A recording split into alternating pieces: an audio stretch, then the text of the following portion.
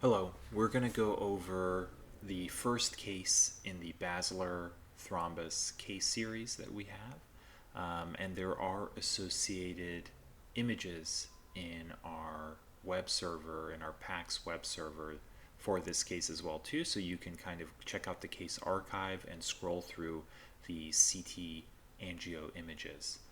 But I just wanted to give you a little overview of this case and its clinical course to kind of set the tone for the case series that we're going to go through here on the site. So this is a patient that came in with basilar thrombus.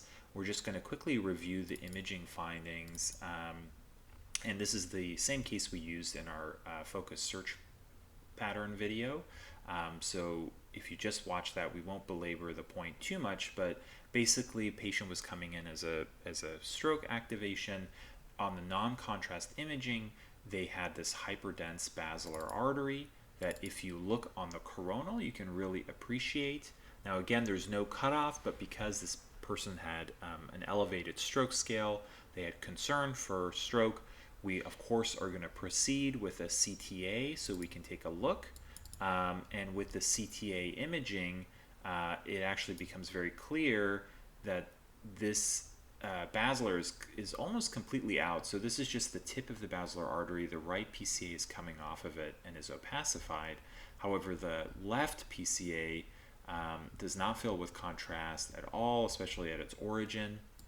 And then if you go down, you see that the whole basilar artery is not opacified. The vertebral arteries aren't really filling with contrast either, and really it's not until you get into the kind of cervical spine, mid-cervical spine, that you start to see that the verts are actually filled with contrast. So there probably is not clot going all the way down there, but there probably is a pressure head that isn't allowing contrast to come in.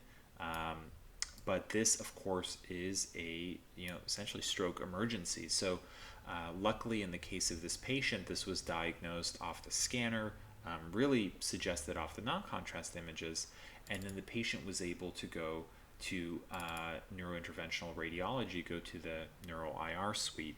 And this is just some pre-treatment images showing how this basilar has clot kind of. So this is the proximal basilar. This is the right vert, the left vert coming together. There's just clot throughout the rest of it, and you cannot see. You really can't see much past that.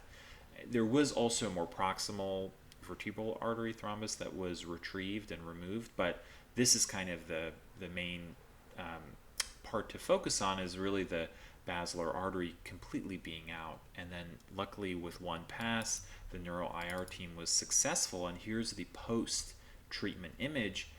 If we kind of scroll through here, we can see that the entire basilar artery is opacified. So this is a really successful case. So we were lucky to be able to see such a successful outcome for this patient.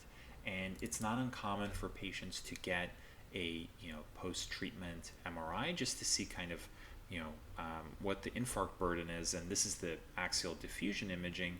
If we look down here, we see that there's just some scattered infarcts here in the right cerebellum, and it's a little hard to appreciate on the ADC map. But if you kind of correlate those areas, there is actual reduced diffusion.